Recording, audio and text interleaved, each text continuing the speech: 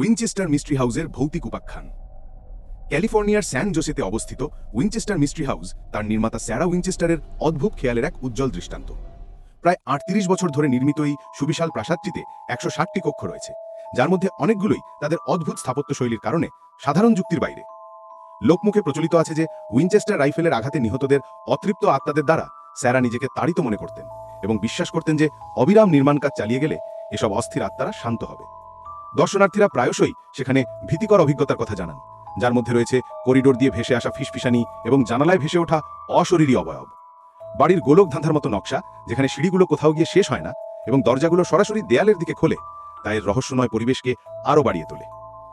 এই ম্লান আলোকিত করিডরগুলোতে ঘোরাঘুরির সময় যখন বাতাস ইতিহাস আর রহস্যে ভারী হয়ে ওঠে, তখন আপনি প্রায় যেন অতীতের ভার অনুভব করতে পারেন, যা আপনাকে এর ভৌতিক দেয়ালের ভেতরে লুকিয়ে থাকা গোপন রহস্যগুলো উন্মোচন করার জন্য আমন্ত্রণ জানায়।